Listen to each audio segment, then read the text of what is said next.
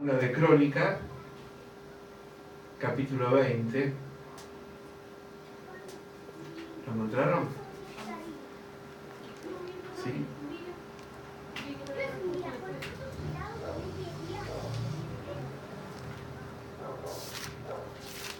Segunda de Crónicas, capítulo 20, vamos a ver cómo Dios tiene la última palabra. Amén. Alguien decía, en mi casa, un varón decía, yo tengo la última palabra. Sí, querida.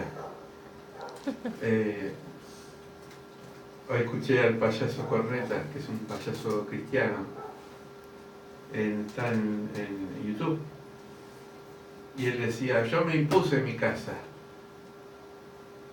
Eso de planchar y lavar se acabó. Voy a poner prioridades. Y la esposa dijo, ¿cuáles son las prioridades? Primero voy a planchar, dijo. Bueno, bromas aparte. A veces nos sorprende Dios cómo nos da respuesta a situaciones que por ahí no encontramos salida. Lo más interesante, y creo que es rendirnos a Él, tener fe, saber que Dios tiene métodos y formas de aparejar situaciones muy difíciles. Y esto es un pasaje donde un rey llamado Josafat, que según la Biblia era un rey recto, porque después del reinado de David y Salomón, que fueron los reyes más importantes, vinieron muchos reyes. El reino estaba dividido después de que Salomón cometió varios errores que le costó la división del reino. David, su papá, había unificado el reino de Israel con el reino de Judá y otros reinos. Pero después, bueno, hubo división que siempre es causa del capricho del ser humano, porque en realidad Dios no quiere la división. Dios quiere siempre la unidad. Pero a veces hay situaciones que ya están.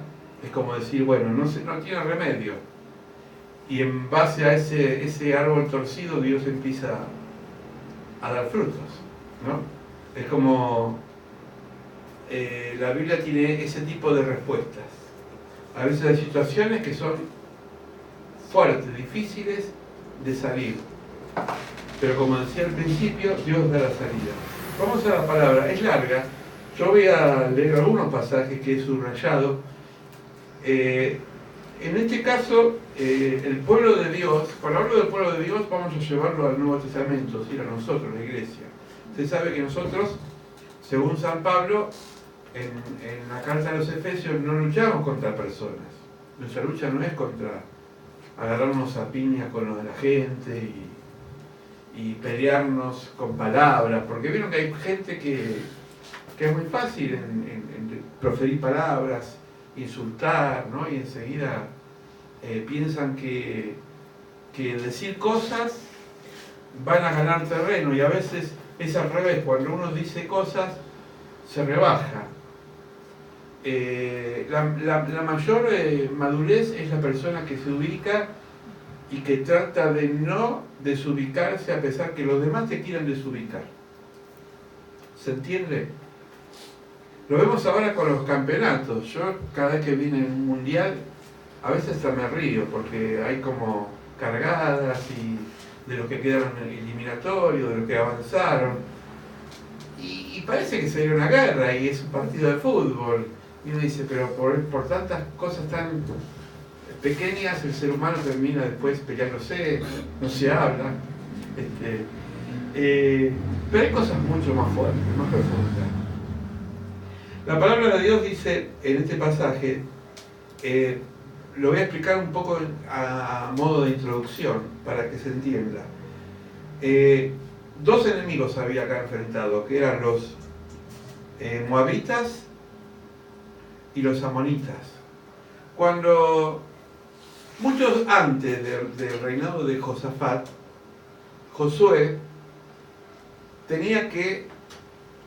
sacar de la tierra de Canaán a todos los habitantes que estaban invadiendo esa tierra, ¿no?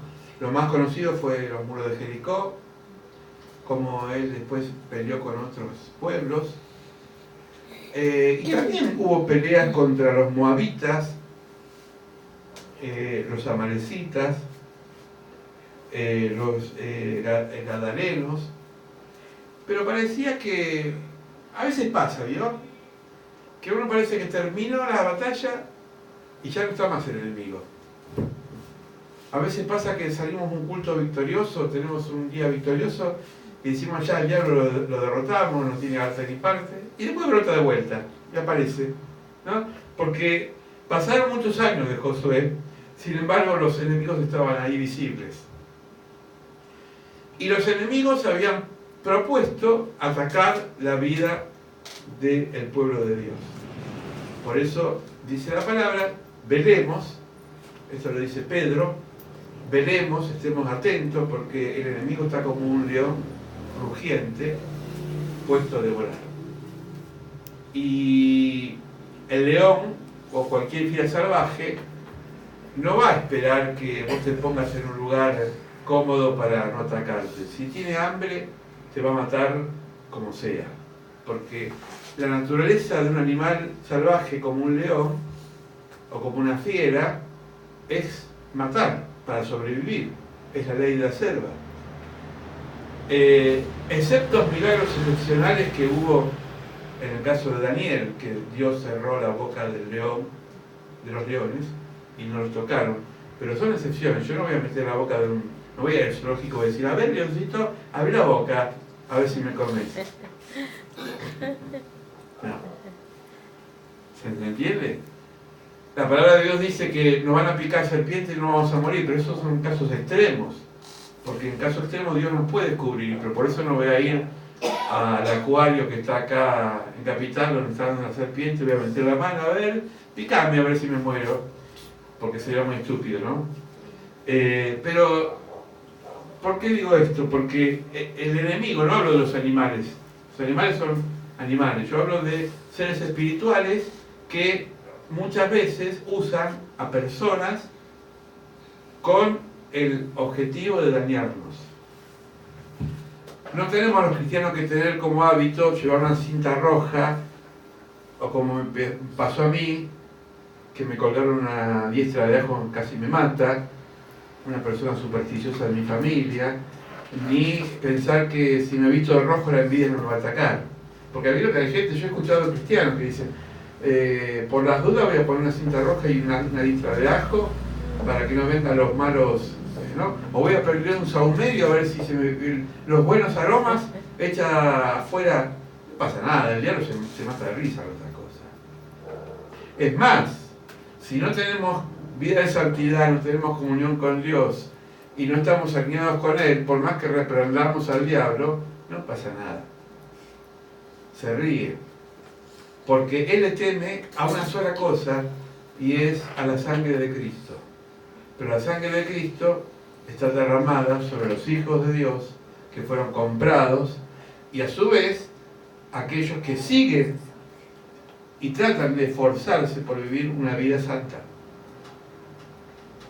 Porque tampoco me garantiza la salvación el hecho de si soy inmune y porque Dios me compró, nada me va a pasar.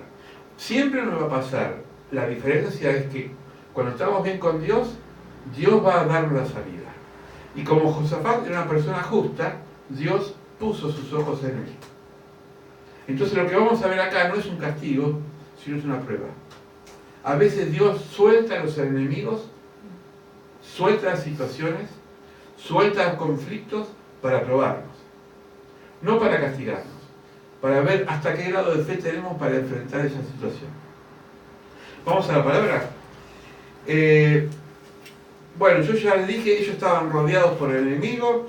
En el versículo 6 del capítulo 20 de Segunda de Crónicas, dijo Jehová Dios, le dijo Josafat en oración, Jehová Dios de nuestros padres, ¿no eres tú el Dios de los cielos, que tienes dominio sobre todos los reinos de las naciones? ¿No está tu mano con tal fuerza y poder que no hay quien te resista? Esto le pregunta en oración a Dios. Dice, versículo 7, Dios nuestro, ¿no echaste tú a los moradores de esta tierra delante de tu pueblo Israel y le diste a los descendientes de Abraham, tu amigo, para siempre? Me detengo acá y no suelto el dedito de acá porque voy a seguir leyendo, que es bueno recordarle a Dios, pero no porque Dios no necesita que le recordemos, es porque es un ejercicio de memoria. ¿Sabe que cuando usted repite en voz alta o se acuerda de un hecho, de alguna forma está recreando un hecho de fe que ya vivió? Por ejemplo, si usted una vez estuvo enferma, o tuvo una situación de crisis económica, o tuvo un problema de pareja, y fue a la oración y buscó de Dios, y Dios le solucionó el problema, y se olvidó, es bueno traerlo a memoria para decirle, Señor, una vez vos hiciste esto conmigo, lo vas a hacer de vuelta, porque tú no cambias, eres el mismo ayer, hoy y por los siglos. Amén. Entonces la oración empieza acá por recordar, dice, Señor, vos echaste a los moradores de la tierra desde Abraham, es decir, Josafat tenía memoria histórica de que Dios ya había obrado en otras personas que él no conoció, porque él no conoció en carne y hueso a Abraham, pero sin embargo tenía presente. Yo tampoco conocía a Josafat, yo tampoco conocía a Pablo, ustedes tampoco, porque vivimos en otra época, estamos en el siglo XXI, pero sin embargo yo puedo decir, Señor, así como cerraste la boca de los leones y salvaste a Daniel, aquellos leones que no son fieras, sino que son seres humanos que me quieren comer, cerrarle la boca para que no me critiquen, para que no me juzguen y no levanten sus manos para señalarme. Amén. Es decir, no estoy pidiendo una maldición, estoy diciendo, Señor, callados. Que tu presencia los avergüence para que tu poder se someta bajo la autoridad.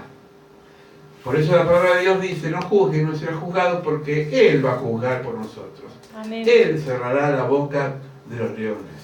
¿Saben cuántas personas en mi camino los ha avergonzado Dios cuando querían humillarme? Y no porque yo sea súper santo, porque me agarro de esto, Señor. Si yo voy y enfrentarme a aquel león, a aquella persona que me quiere devorar, que me quiere criticar, que me quiere señalar, fuego con fuego aumenta el fuego. La leña con leña hace que la llama crezca más.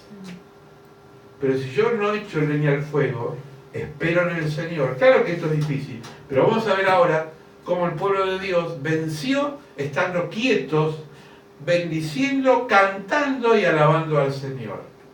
No fueron con armas en esta vez, no digo que en otras veces no pasó que fueron con armas de verdad, pero esta vez usaron las armas espirituales. Entonces, dice Pablo, derribando todo argumento que se levanta contra la fe de Cristo Jesús, vamos nosotros con la fuerza de la fe para que estos argumentos sean aplastados. ¿Y cómo lo aplastamos? Primeramente con la oración, con la confianza y con la declaración de que Dios está con nosotros. ¿Amén? ¿Me van siguiendo? Amén. Entonces, lo primero que hizo acá en la oración fue recordarle a Dios que si antes me sanó, que si antes me liberó, ¿por qué no lo va a hacer ahora? Vamos al versículo 12, saltamos un poquito. Dice, oh Dios nuestro, ¿no nos juzgáis tú? Porque nosotros no hay fuerza contra tan gran multitud que viene contra nosotros, no sabemos qué hacer, así que a ti volvemos nuestros ojos. Esto es humildad. Un rey que diga no sabemos qué hacer, es decir, es una persona que no está subido en su caballo blanco y se cree el sábelo todo, sino dice, Señor, yo no sé cómo manejar esta situación, pero mis ojos no van a ir a mi sabiduría, sino que van a ir a ti y voy a buscar en ti respuesta. Porque dice la oración, Dios nuestro, ¿no lo juzgaste tú? Porque nosotros no hay fuerza. Cuando el enemigo, cuando la persona nos quiere muchas veces vituperiar, nos debilita. Porque siempre la crítica debilita. A veces yo lo veo en las redes sociales, cómo la gente discute. Yo antes también discutía, y me di cuenta que no sirve. Una cosa es debatir ideas, otra cosa es querer ganarle al otro. Y uno no está en la vida para competir a ver si sabe más en argumento. Uno está en la vida para vivirla en armonía con Dios y con los demás. Y entonces es importante muchas veces decir, Señor, yo no sé qué hacer con mi vecino que me saca el cuello. No sé qué hacer con mi gente que me rodea, que me critica. Pero no lo voy a jugar, jugalo vos. Obra vos. Y uno dice, pero ¿y Dios qué va a hacer en todo esto?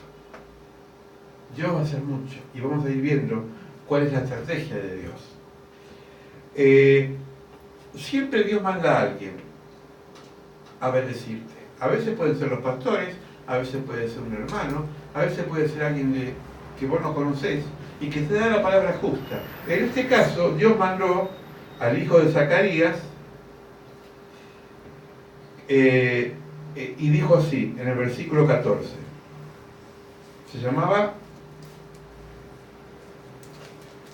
Estaba Jazaziel, un nombre medio raro, hijo de Zacarías. Dijo, sobre el cual vino el Espíritu de Dios en medio de la reunión. Fíjense, estaban reunidos, como nosotros en esta noche. No se reunieron para formar una estrategia de batalla y pelear contra el enemigo. Se reunieron para buscar palabra de Dios. Y la palabra de Dios vino por el hijo de Zacarías, llamado Jazaziel. ¿Vieron qué importante es escuchar la palabra? Porque Dios, cuando te habla, te está diciendo, no a través del hombre o de la mujer, sino de la persona que está hablando, una profecía para tu vida. Y cuando hablo de profecía, no estoy hablando de futurología, no estoy diciendo que voy a decirte que dentro de 2 años vas a tener un 0 kilómetro, eso no es. Yo hablo de la palabra escrita, la palabra profética y más profunda que es la palabra de Dios. Cuando la palabra de Dios es pronunciada en voz alta, se produce un milagro en el mundo espiritual y empieza a abrir puertas que nosotros no sabíamos cómo abrirlas. En este caso, un ser humano, el hijo de Zacarías, lo tomó el Espíritu y dijo, versículo 15, oíd Judá, es decir, a toda la iglesia, a toda la congregación, oíd Judá todos, vosotros, moradores de Jerusalén, y tú, rey, Josafat. Es como si le estaba hablando a la iglesia y al pastor.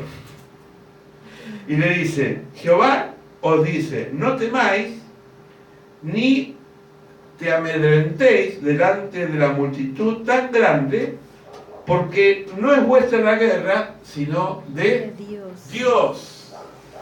La guerra no es nuestra, es de Dios.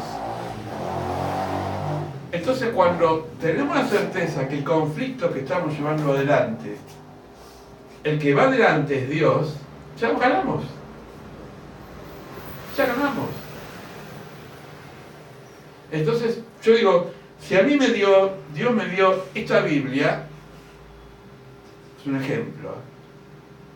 No tengo que temer que el enemigo me la saque, porque Dios me la dio a mí.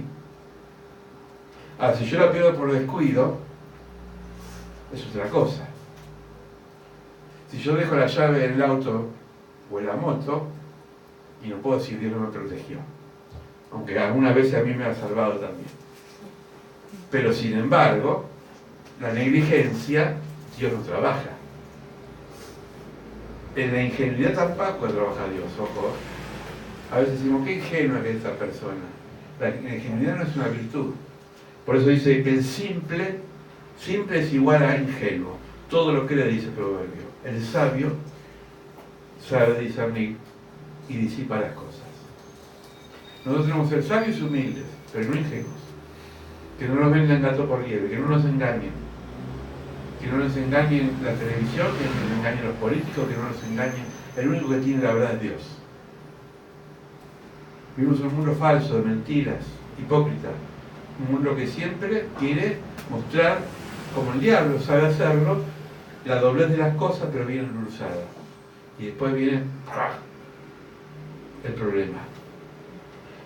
Entonces, versículo 17 lo vuelvo a repetir, no habrá pelea entre vosotros, en este caso, paraos y estad quieto y ved la salvación de Jehová con vosotros, oh Judá, de Jerusalén.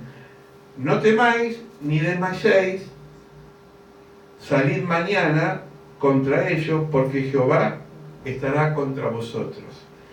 Siempre en la Biblia Dios muestra que no es la cantidad, sino es la fidelidad que hace que la victoria sea buena.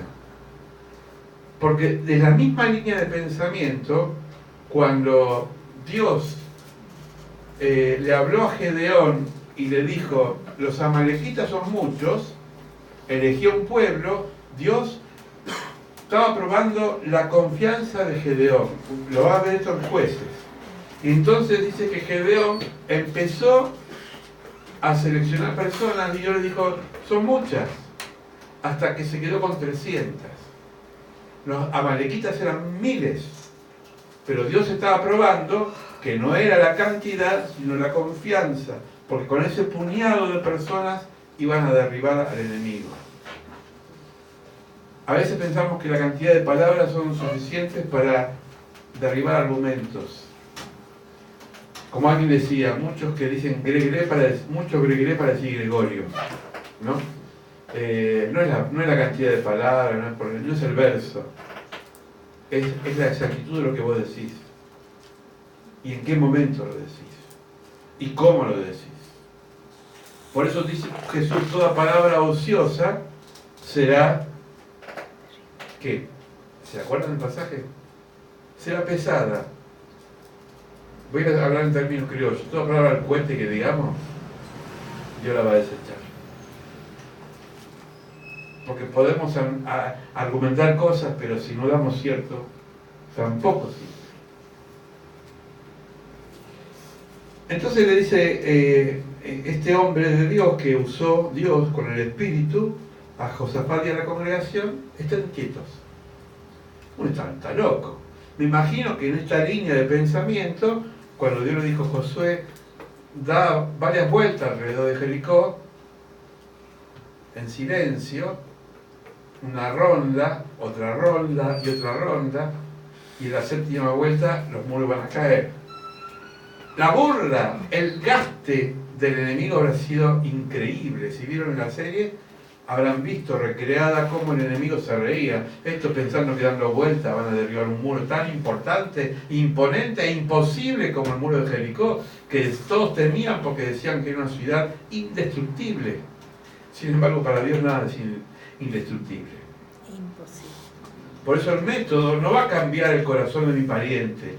Por más que yo me pinte bien, me ponga perfume, no digo que no hay que hacerlo, pero por más que me ponga pipí cucú, no voy a conquistar el corazón de la otra persona, lo voy a conquistar con la sabiduría de Dios. Porque el otro día estaba viendo con mi esposa una película argentina que me gustó mucho, que sacaba la fachada de toda una sociedad que es el aparentar. El argumento era más o menos una pareja que de pronto el novio se vuelve como bobo por una modelo que era muy famosa en la película, ¿no? Pero que tipifica muchos modelos de la vida real.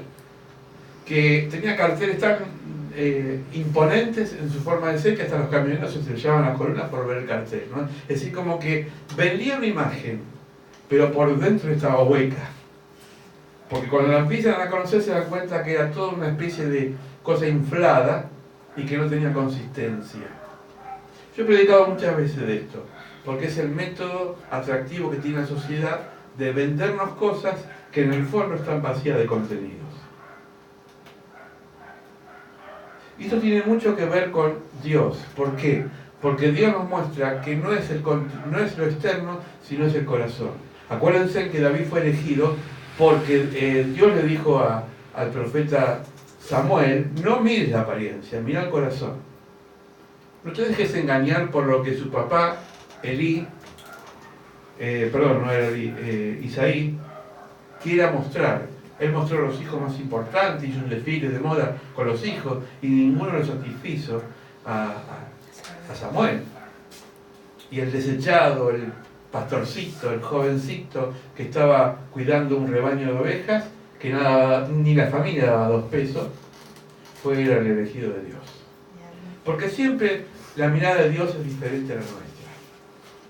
Hay un libro de Luis Palau, se lo recomiendo, ¿Con quién me casaré?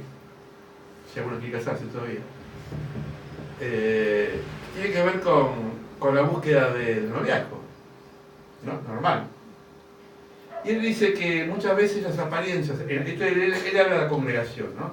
En las iglesias muchas veces las apariencias son las últimas en tener respuesta a nuestras necesidades.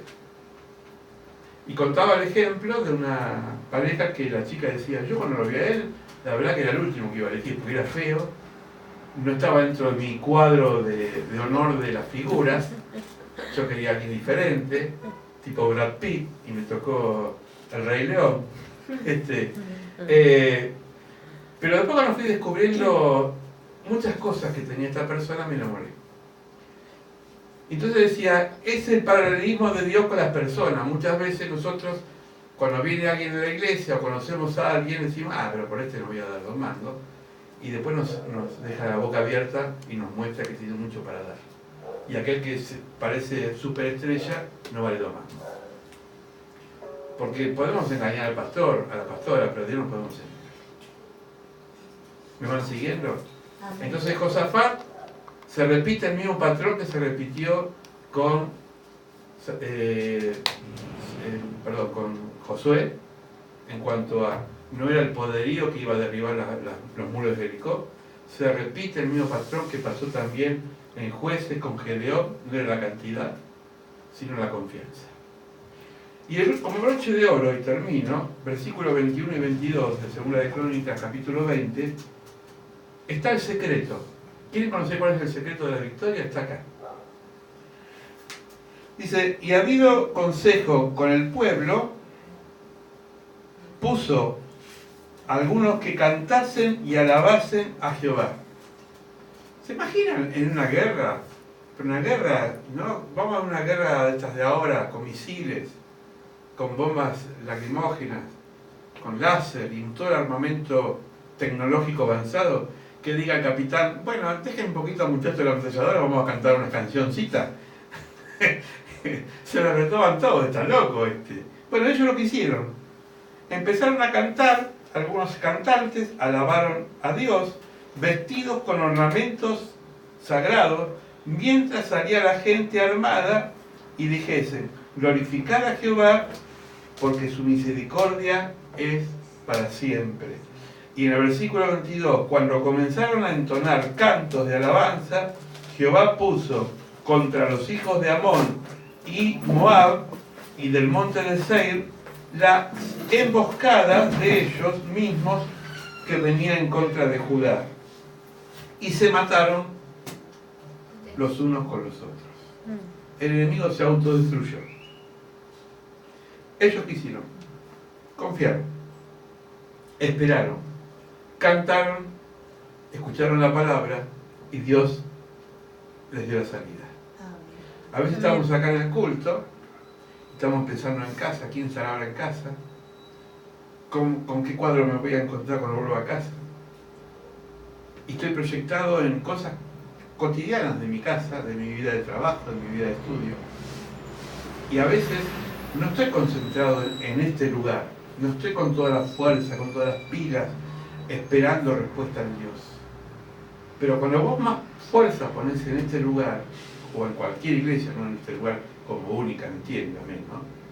Dios está peleando la batalla en tu casa, en tu familia, con tus parientes, con tus familiares inconversos, porque Él está ganándole al enemigo y está cerrando la boca del león. Amén. Entonces, síntesis, la confianza en el Señor es lo único que nos puede sostener en esta vida de desconfianza. En esta vida donde se mide y siempre hay recelo de que el otro me pueda traicionar, o me pueda bajar la caña, o pueda hacer cosas que, bueno, todo eso sacarlo de la mente, confiar en el Señor, porque no hay enemigo más grande que aquel enemigo que quiera pelear con Dios. Estás muerto. Amén. Cualquier persona que quiera tocar a un hijo de Dios está muerto en vida, porque es el Señor que pelea con nosotros. Y esto no es orgullo religioso, esto es verdad bíblica, que está en la palabra de Dios. Si Dios trajo derrota sobre el enemigo, reitero, hoy no es mi enemigo de carne y hueso, la persona que no me entiende, que me juzga, que me critica, sino ese espíritu que está detrás de esa persona. Lo tengo que bendecir, tengo que alabar a Dios, tengo que escuchar su palabra, tengo que congregarme y las fuerzas del Señor van a venir para aplastar a aquel oponente que atenta contra los hijos de Dios. ¿Vamos a orar? Amén. Padre, creemos que desde el principio del culto nos venís hablando de que esperamos en ti, buscamos en ti y nos refugiamos en ti como única salida para nuestras vidas. Amén.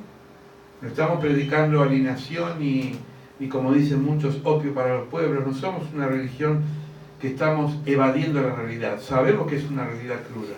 Sabemos, Señor, que hay dificultades, hay crisis en la política, en la economía, en la sociedad, en los valores, en las formas y enfoques de ver la vida. Somos conscientes que hay violencia, que hay situaciones de injusticia, que hay explotación del pobre. Hay muchas cosas que nos duelen en el alma, Señor.